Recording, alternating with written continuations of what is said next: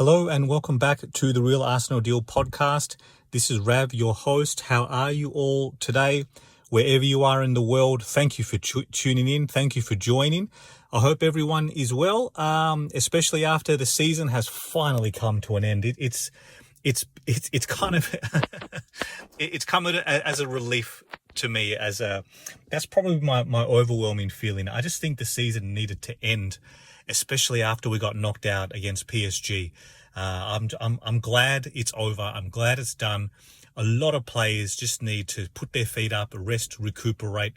Arteta himself, he needs a break. He needs to rest. And clearly the club's executives need to just get it done now. Right. So we'll cover a number of things in today's recording. So I think I'll start with, I should start with this, the Southampton result. Yes, that's right. There was a football match still to close out the Premier League season. Arsenal winning thanks to a fantastic Odegaard strike late in the match to win 2-1. I must admit, this is one of the rare times I do this. I did not watch this one live. The kickoff time in Australia, it makes it tough. I'm not going to lie, right? It makes it really, really tough, especially when there was nothing particularly on the line. Compared to this time 12 months ago, when Arsenal was still right up until the final day, was still right in the Premier League title. I don't care what the kickoff times were, 11 p.m., 1:30 a.m., 3 a.m. I was waking up, I was preparing, I was watching every minute. I couldn't not. This time though, ever since PSG eliminated Arsenal and our season effectively was over, just waiting to sort of limp over the finish line. I haven't been watching every match live, and after sleep is at a premium. I've had a young one who's a bit unwell, so a number of factors at play there. And I just thought, you know what, I'll watch the full match in the morning, and I have been. I did. So I still tuned into the match, of course. Interesting. Look, it's hard to read too much into the match, given the fate of both teams. Both teams were resigned to their fate effectively before the match. So it's hard to read too much into it, especially with such a disjointed lineup. You saw players start that match. Tierney as a left back, as a left centre back, who was excellent, by the way. I'm so glad he got his moment. You saw him in his final appearance for the club. Sterling was given a start, which, he's obviously leaving the club as well. So it's hard to read too much else into it.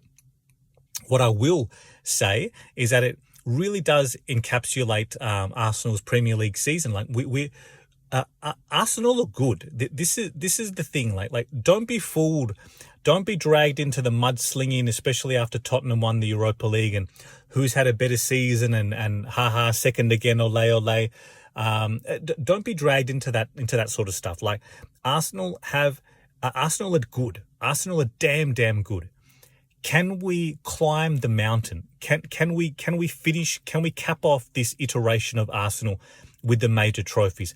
That's an understandable question mark. It is, especially from the outside, right? When people just dismiss the context of injuries, refereeing decisions, Arsenal hamstringing ourselves with our inaction in the transfer market, weakening our squad last year by exiting 4 players.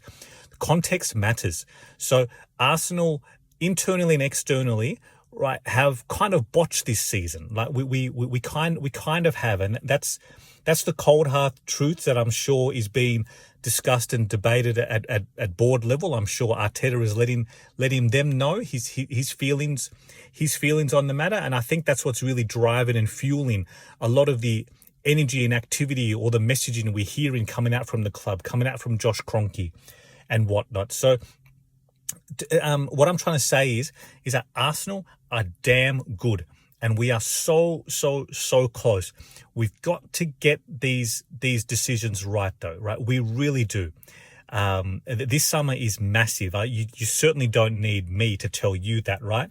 If you're listening to this, you're obviously an Arsenal lover, just like I am, right? So you get it just as much as I do. We must make intentional, conscious, correct decisions this summer in a host of positions. So I'll try and cover them broadly in this recording, but sorry to waft away from the Southampton match. I'll just cap off just to say it encapsulated Arsenal's season in that the scoreline doesn't reflect the dominance.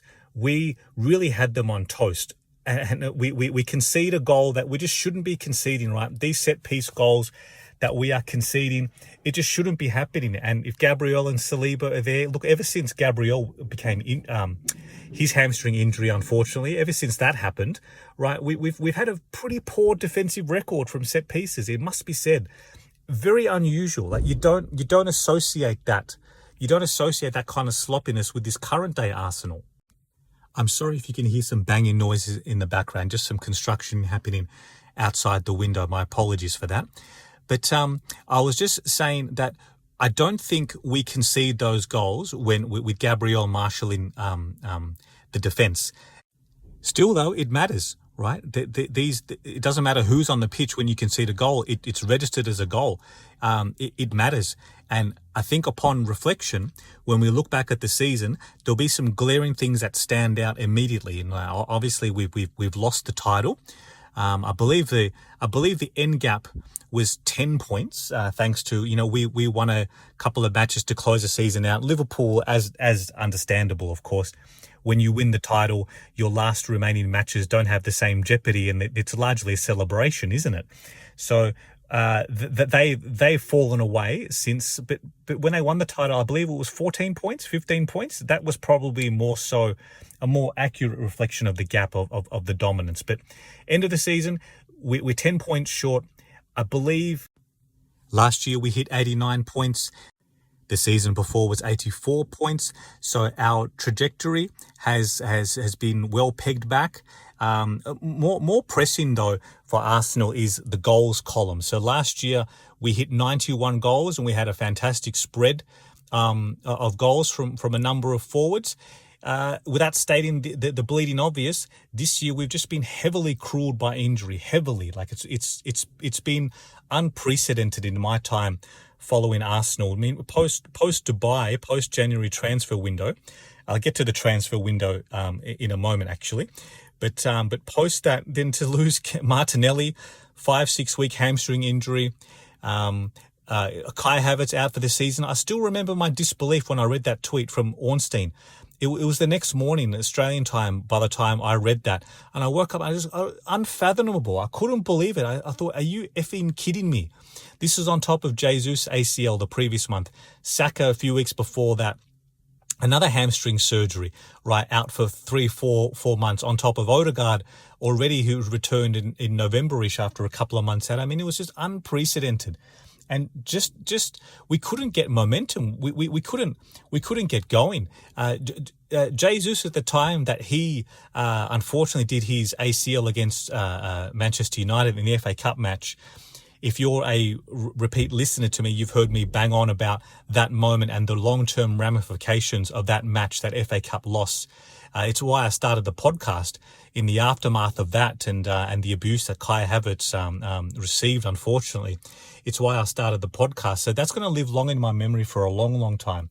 But the form Jesus was in, he was looking fantastic. He was looking back to his pre-World Cup best. His opening few months when he joined Arsenal, he was transformational.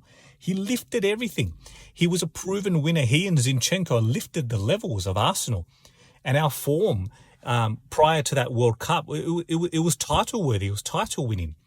Unfortunately, he hasn't been the same player since, and continually these recurring injuries have really stifled his Arsenal career. And yet he was looking great. He was looking fantastic. And then he goes down. And it's not like we just cop a little sprain or a knock. He's out for 7 to 10 days. It's almost the maximum possible time frame of injuries. We don't cop a 3-week hamstring strain, do we? Like a standard 21-day hamstring protocol. Our hamstrings are torn off the bone, requiring corrective surgeries and procedures to reattach it to the bone 4 months out, 5 months out. Gabriel, Saka, Havertz, even Martinelli's hamstring strain against Newcastle was a 5 to 6 weeker. It's been unrelenting. Odegaard, an ankle sprain on international duty, it turns out to be ligaments. He's out for 3 months. Calafiori goes away to Italy and he slips or slides in unfortunate circumstances. Okay, he's out for 4 to 5 weeks. I mean, it's just like whatever the maximum possible time frame is. Yep, that's what you get, Arsenal. That's what you cop. And Jesus and an ACL injury like that. I mean, it's just it's mind blowing. It is absolutely mind blowing, and it's been really, really the story of the season. So what I'm saying with all of this, I don't want to put everyone through the same trauma again, the injury trauma, is that Arsenal have copped a horrendous amount of bad luck. I haven't even mentioned the refereeing stuff, the side of things, which I think just even for my own well-being right now, I just won't go too much into, because you know what I'm referring to. I know that you know what I'm referring to, right? So I don't need to spell it all out.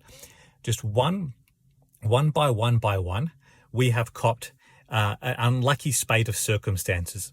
What I do want to hone in on, though, is that the controllables. Arsenal have botched our controllables. We have a number of things externally that have happened. Internally, though, there's some genuine hard questions to ask. And look, the reality is we won't really hear any answers, because it's not like we can just have Edu on the line and give his version of events and like, what really happened last summer? Are the rumours true that there was perhaps some friction in terms of where things were heading in terms of investing, strengthening the team? He didn't want Calafiori. Why did Mourinho take so long?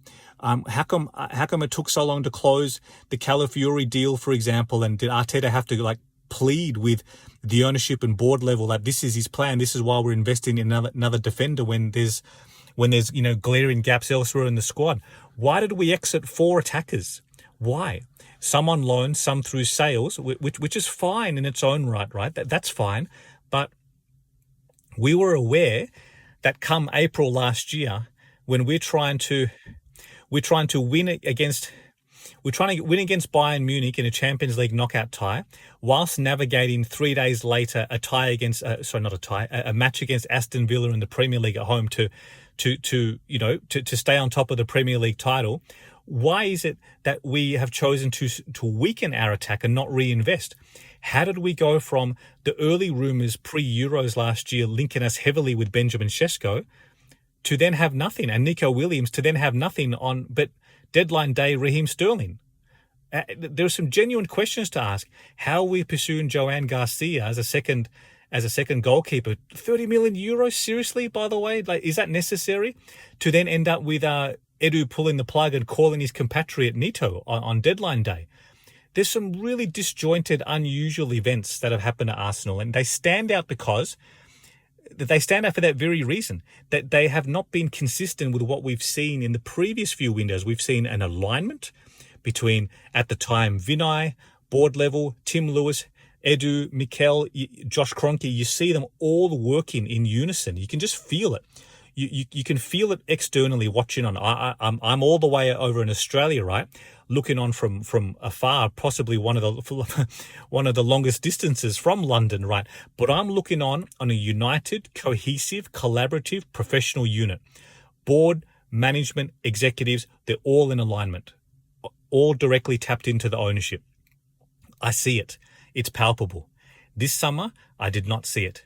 I did not feel it. And that reflects on the decisions or indecisions that we've made. And we're all been scratching our heads trying to figure out, what the hell just happened? How is that allowed to happen? And then January rolls around. Again, in terms of unprecedented, I've never heard Arteta. I have never heard him talk so openly. I mean, he's having a press conference every 3 days, right? Because there's a match every 3 days. He's saying the same thing. They're asking him repeatedly, transfers this, Saka's out. Now Jesus is out. You've got 11 fixtures in January. You want to win the Premier League. You want to win the Champions League. He was saying we need a forward. We need to invest. We need it. Declan Rice. I mean, talk about unprecedented again. Declan Rice has given post-match interviews lamenting the fact that Kieran Tierney is coming on as a left wing. Kieran Tierney is only still at the club. With all due respect to him, I love Tierney, by the way. He's been fantastic servant, and damn, I wish he'd stayed, because he certainly gives us something different as a traditional fullback. But the point I'm making is he is saying that Kieran Tierney is coming on as a left wing. if Kieran Tierney did not do his hamstring at the Euros last season, he wouldn't have been at Arsenal.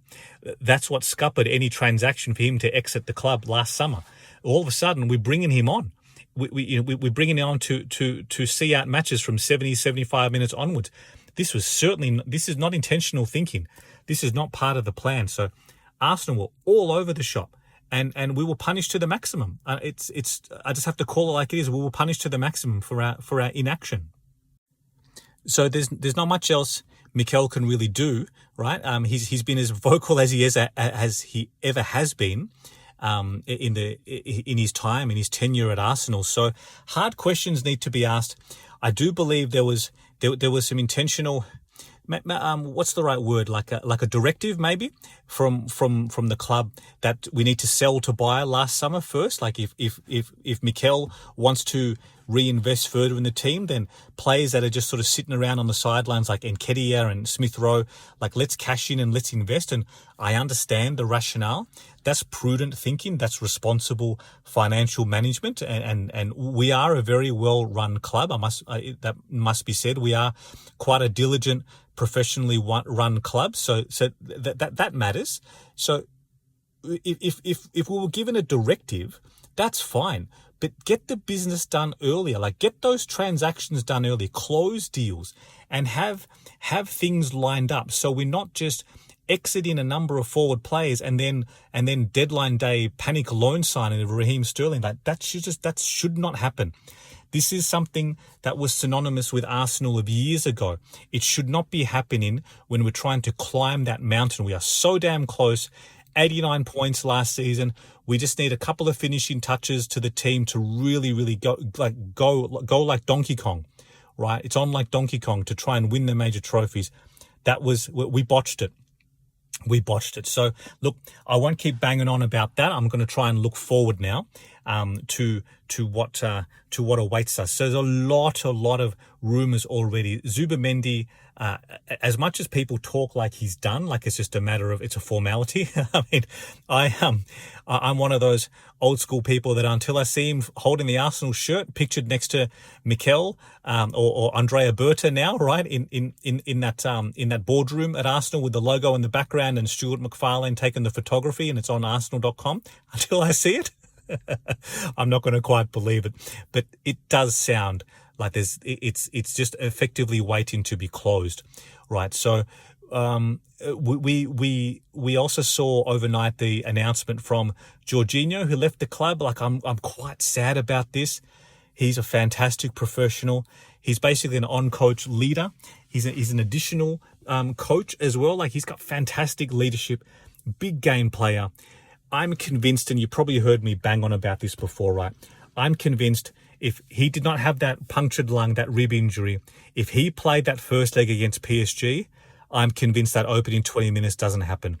Rice wouldn't be dragged out of position, wouldn't have given Dembele the space to shin the ball home.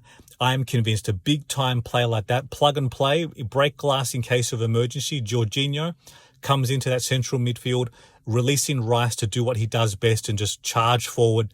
They couldn't deal with him. It's one of my what ifs, one of my great what ifs. If Jorginho was fit and available, my goodness me, how things could have been different. But look, it's a lament because I actually prefer him over Thomas Partey. I know it's sounding like Partey will be extended with Arsenal. I've got strong reservations around that for a host of reasons. I wish it was Jorginho. So Zubimendi coming in, that's essential. And we might even need one more. So I'm looking at the numbers then. So you got like Rice, Zubimendi, potentially Partey, depends. It remains to be seen. I know Lewis Skelly is an option, but in defence, we've already got some exits going. We've got, Tierney exiting, Zinchenko, it remains to be seen. We've got injury concerns over a couple of players as well, of course. Tomiyasu won't be back until the end of the year, at least. And can you really rely upon him as a permanent squad number? I don't quite know. Calafiori's had a very stop-start season, so he's got a big pre-season. Hopefully he can just get his body right and he can play a lot more minutes next season. So there's Gabriel coming off a torn hamstring off the bone, right? So there's a lot of work to be done, isn't there? When I say it out loud, we've got a lot of work to do, and I haven't even touched on contract renewals. Saliba, Saka, Gabriel himself. It sounds like extensions imminent for Trossard, which is great because we should be adding to what we have, not weakening. We need to add.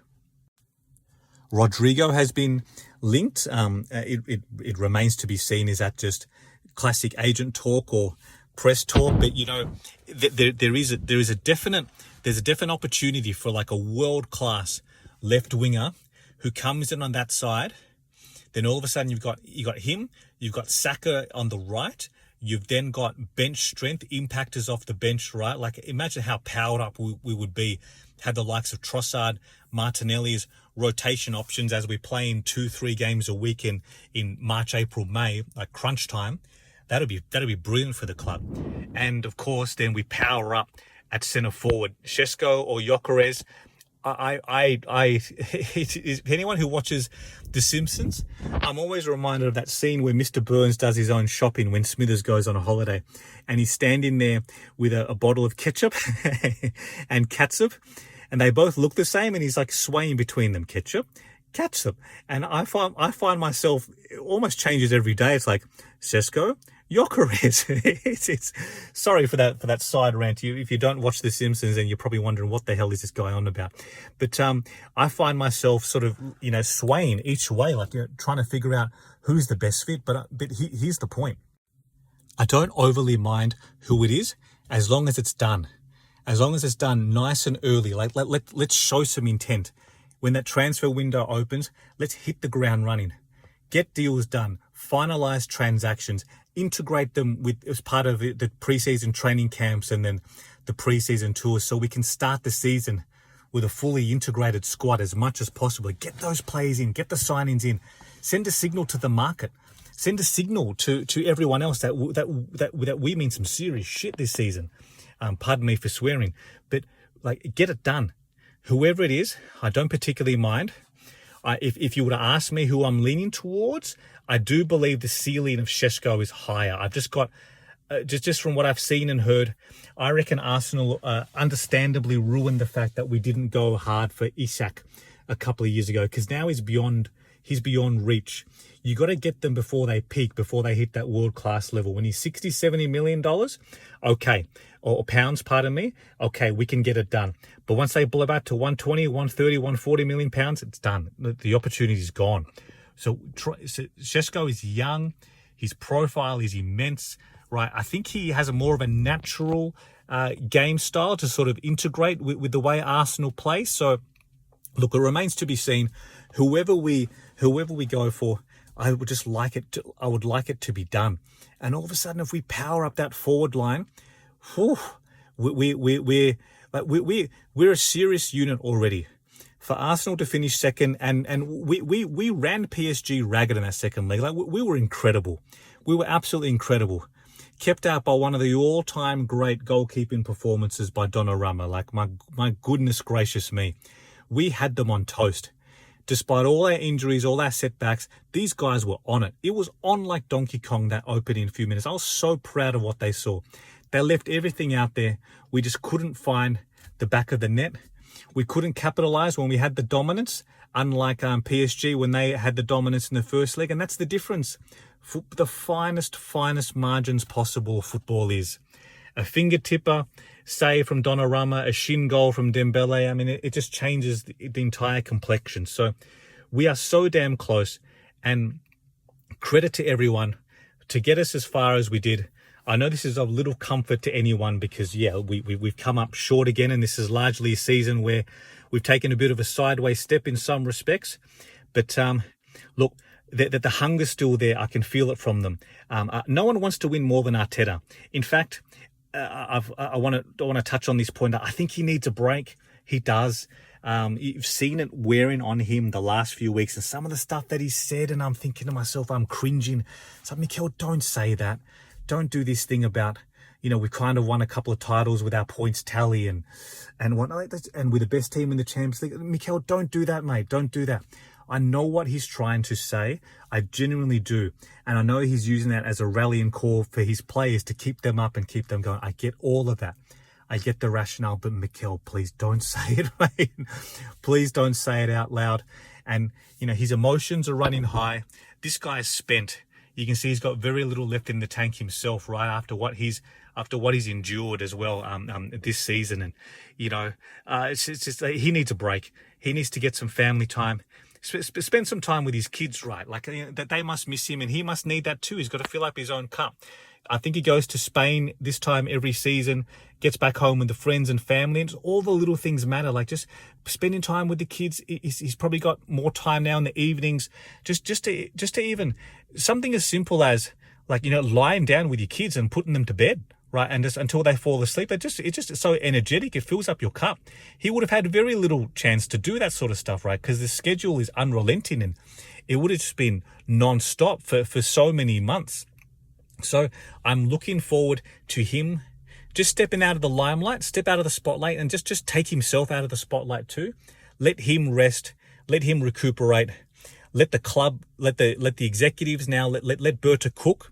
Let the owners, support Mikel as they said they're going to do, and let's just get you done, right? Let's just get it done. Because we're on the cusp of greatness. I strongly, strongly believe, and I've said this all along, that it's not a matter of if we climb that mountain, it's when. And it's with this team, it's with this manager. They're the ones who have brought us so close.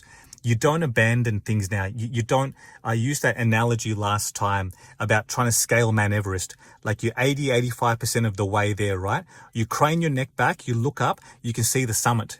You can see it. You're on the precipice of getting there. Sure, there's still work to get done and still hard work ahead of you to keep going, right? In those conditions, of course.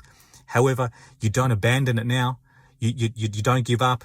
It's actually further to descend back to base camp than it is to climb that final mountain. The final piece of the mountain. And we are so damn close. These are the guys, this is the team who have brought us to here, to this position. So it's so damn important that we support them, invest in them, back them, because they're the people as well who are going to lift us. Hopefully in 12 months' time, we are lifting those trophies and enjoying the types of parades and celebration that the women's team. By the way, congratulations to them. Monumental achievement, Champions League winners, right? Like we've got a taste for it now. We want that. We want that for the entire club. And we are so damn close. And you just got to now do what you need to do to get it done. So I'm very confident we will. Now, thank you so much for listening this far. What I'm going to try and do in the next week or so is that I want to do more of an expanded season review and just talk about, I'll probably break it up into sections such as the defensive unit, who we might see come and go, and a bit of a review and reflection, and then break it down into the midfield and forwards as well, right? I'll cover that in a separate recording so as not to convolute this recording, but this is more of a wrap-up season reflection, where we go from here, how important intentional, conscious decisions are going to be now from here. And more so as well, just to thank everyone who has listened these last few months, and thank you for all the kind feedback. I read every single word. Thank you so much. Every YouTube comment and stuff, like it's a blessing. So thank you for all your feedback. Please submit any questions you've got, any comments or suggestions, or you can ask me some listener questions. I will read it out word for word and address it in my next recording. So please do reach out if you would like to. And if you could be ever so kind as to leave a like and subscribe on YouTube if you're listening, or please consider leaving me a review on Apple Podcasts or Spotify. It really does help boost the engagement. So I'll wrap this one up just to say again, thank you so much for listening this far and for all your kind words and support. I'm looking forward to a break. I'm also looking forward to how Arsenal power up, and let's just go and get it done next season. Bring it on, I say. So until then, look after yourselves, look after your mental health and well-being. Take a break if you need to. Don't get drawn into all the shit fights and the banter and stuff. We just don't need that crap. Anyway, so thank you again, and I'll wrap this up. I'll see you next time. I'll record again soon. Until then, all the best to you all. Stay safe, stay well, and come on, Arsenal.